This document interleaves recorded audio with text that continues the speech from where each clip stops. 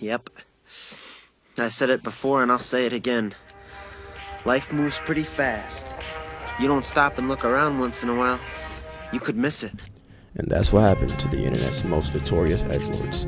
One minute they were kings, and the next, throwing the tips gear. Some disappeared quietly, while others spiraled into a place they couldn't come back from. They shaped an entire audience with dark humor, shock value, and zero filter. But what happened to them, and why did they vanish? This is a story about how internet fame can elevate you, and how just as quickly it can consume you. So let's go back and see how it all started.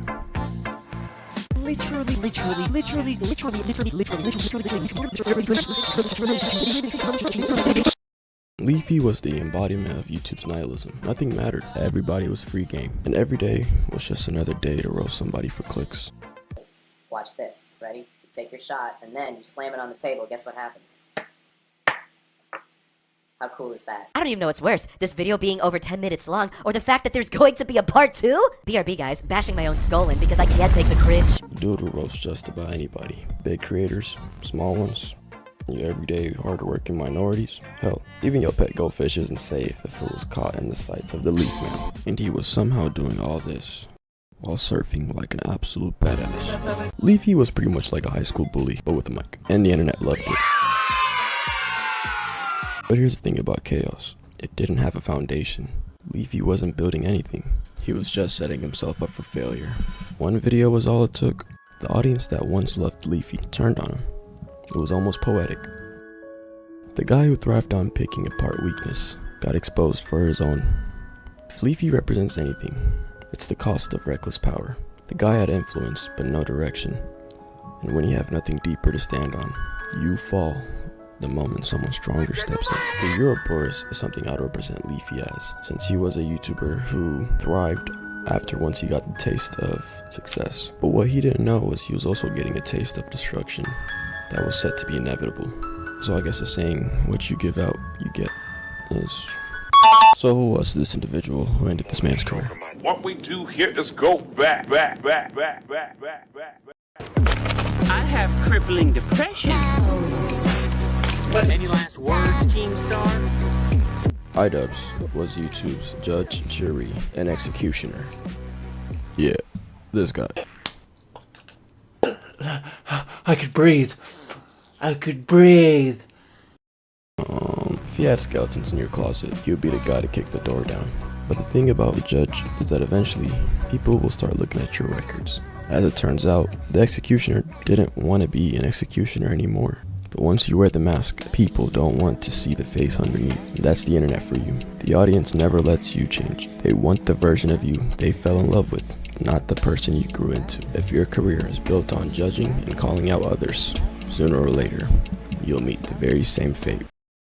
It was also at this time when a very It was also here when he soon realized that he had a secret that he had to share with the world, and the world was not ready. And is now happily married to his fiancée, Mr. Filthy Frank. What are you, fucking gay? Really? Really? Yeah. You happy pussy? Oh, well, watch out, guys. This guy is Angie is shit. Hey, boss. Can I have a pizza, please? Filthy Frank wasn't just an edgelord, he was an artist wearing an edgelord's mask. His world was absurd, grotesque, a David Lynch fever dream mixed with a 4chan shitpost. I'm sorry, God. But the thing about playing the fool for too long is that eventually, the fool starts to feel the weight. Frank escaped the internet before it could eat him alive. I like making funny faces, you know, I'm a silly guy. Like, if I, make a silly face, you know, but people are like, oh, there's still a bit of pink eye in him, and I'm like, yeah, I guess there is. He evolved and became what we know and love as Joji. While some fans cried betrayal, the truth is, if you choose to never change as a person, you'll never experience what it means to truly live.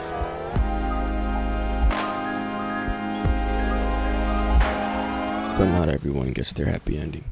The internet's wild card, a walking shitpost. If Leafy was nihilism and Frank was absurdism, One who was the accurate embodiment of entropy would be none other than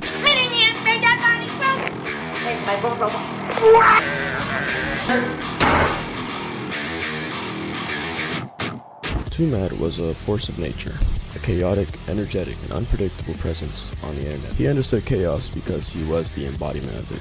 Whether from Zoom bombings, trolling streamers, or making absurd skits, it was unfiltered internet entertainment at its purest. But was Two-Mad playing a character, or was he just unraveling the mask for the world to see? After leaving home and moving to LA, things started to change. LA isn't just a city, it's a lab experiment. A place that chews people up and spits them out, especially when you don't have a strong foundation. He became more isolated, his humors became darker, and the chaotic energy that made him hilarious started feeling different. Self-sabotage, the reckless decisions, and the downward spiral. It was like watching a fire burn too bright until there was nothing left. It's easy to blame mental illness or addiction, but the truth is, bad decisions compound, and if you're already in a bad place, they hit even harder. The Tar Baby story has a strange history. On the surface, it's a simple folklore about getting stuck. The more you fight it, the worse it gets. But looking deeper, it's tangled with some racist undertones, used in ways to distort its original meaning. It was never meant to be just a metaphor for struggle. Still, the core idea remains. The more you try to force your way out of a bad situation without truly addressing it, the deeper you sink.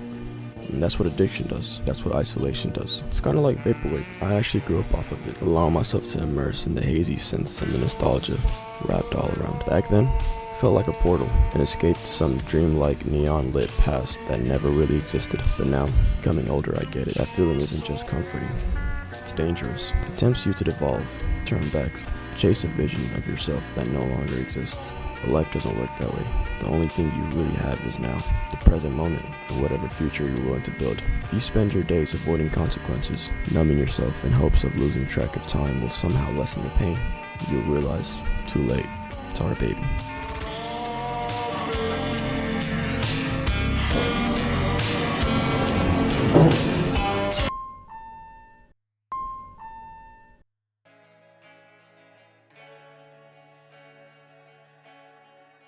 It's one thing to hold someone accountable, but there's a line between that and cruelly tearing them apart after they're gone. Celebrating someone's death like a victory is injustice. Even the person most affected by his actions showed empathy, so why can't others? Two-Mad himself would have probably laughed at some of these jokes that was being made about him, but he's not here to respond, and only his family is left to deal with the aftermath. The internet will inevitably always be ruthless. We can choose how we treat others, and we don't have to forget the past, but we can strive to be more empathetic and human, because without that, what do we have left? The allegations weren't just career-ending, they sent him into a complete freefall. He leaned into the madness. That kind of refusal to care bled into every part of his life, and instead of fighting back or attempting to clear his name, he joked about his situation, refusing to take anything seriously. Even though he claimed he never wanted to end himself, no one will ever truly know but him. His final Instagram stories paint a haunting picture.